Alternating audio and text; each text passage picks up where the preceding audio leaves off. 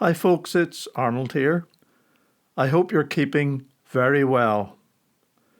I love our nation and I am proud to be British. I honestly wouldn't want to live anywhere else in the world. But I'm also sad. Sad because Britain is no longer the Great Britain it used to be. Is our nation really Great Britain? I am writing this poem with a sad heart. As I look out, here's what I see. Our once great nation has lost its way. It's not the Great Britain it used to be. What was it that made Great Britain great? Was it simply its military might? Or was it because we honoured our God and for His sake tried to do right? Of course we didn't do everything right. We made many mistakes on the way. But by honouring God in our laws and our lives, He made Britain great in its day. It's a promise straight from the Bible. If we honour God, He honours us. So why as a nation have we turned our backs and thrown God under the proverbial bus?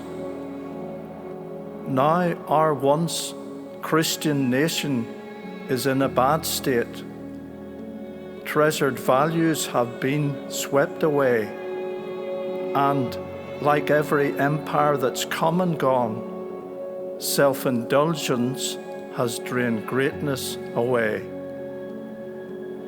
We have devalued God like He doesn't exist. We don't do God, was what one leader said. If you listen, you'll hear there are 3 cheers in hell when a nation believes God is dead. Yet, God isn't the one who has suffered. Our nation shot itself in the foot by trying to live without reference to God. Self-indulgence has grown a deep root. Sin isn't a word that we like to hear, and yet it's true of us, one and all. We sin because we are sinners, and we've been sinners ever since the fall. What happened in the Garden of Eden when our first parents sinned that day has sadly infected the entire human race, like the virus that plagues us today.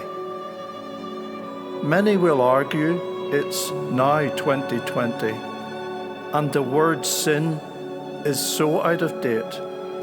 But Satan just laughs behind our backs, knowing his lie will soon seal our fate. Some think when we're born we are perfect, that every baby is born with a pure heart. Yet we don't need to teach a child to do wrong. That comes naturally right from the start. The Bible is an amazing and wonderful book, the only book that transforms lives today. It points out the things we are doing wrong, changes hearts, showing us the right way. Our heritage gives us contentment and wealth and priceless freedom to live as we please. But in self-reliance we have abandoned God and lost sight of what we once believed. The freedom we have is a double-edged sword. It allows us to go one of 2 ways, either living our lives independent of God or serving Him for the rest of our days. We're at war with a virus that's deadly, claiming more and more lives every day. Our leaders desperately search for a cure, yet have not called our nation to pray.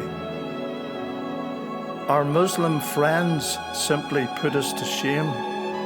Though we may not agree with their creed, they pray frequently every day and so honor their God indeed. If the God we've ignored was a tyrant, domineering our lives through control, that would be good reason to reject him and choose someone else for his role. Yet the truth could not be more different. Our God is just, yet so loving and kind. Instead of punishing us for our sins, he sent his Son with our salvation in mind. How can we as a nation turn our backs on the one who suffered deeply for us at great cost? By taking the punishment we rightly deserved, he made a way that we wouldn't be lost.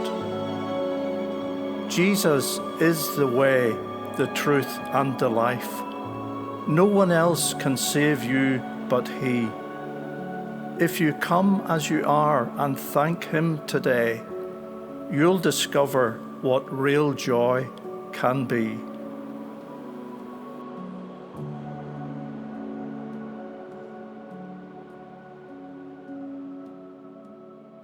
Thanks very much for listening to my poem. If you've enjoyed what you've seen and heard, would you please give it a thumbs up?